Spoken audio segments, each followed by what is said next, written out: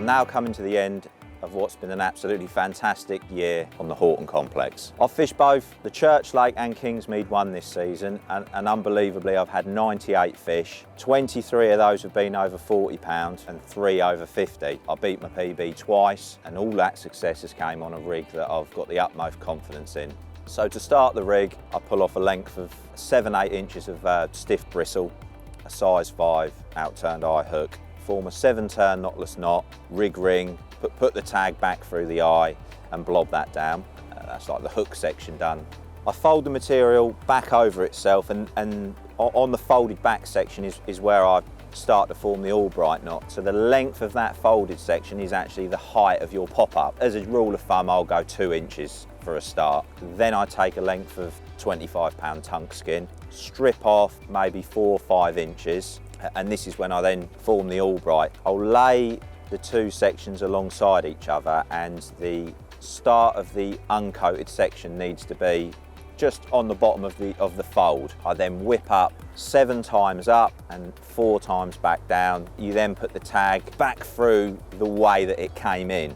Moisten the knot and tighten it up, but just tease it together gently and you know, make sure it looks all neat, and then put it in the puller tool and just give it a final sort of tweak down. Then cut your tags. I tend just to cut the braid, snip the bristle, and then just blob that down with a lighter, just a bit of extra security.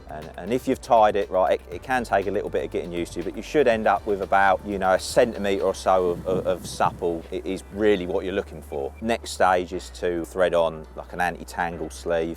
Then again, I'll put it on the rig board, and my boom length, I like to, as a rule of thumb, again, I'll have that 7.5 inches, but you know, you can lengthen or shorten that depending, but 7.5 inches, then tie your figure of 8 knot, you know, in that end. Cut your tag on that, and that is the basics of the rig tied. The next stage is to steam the curve in the bristle. I've got an old foam disc what I do this with. Had it years, and yeah, just steam that over the kettle. I like quite an aggressive curve. I just find with steaming it tends to hold that curve better, especially if you're casting any distance, that will hold that curve.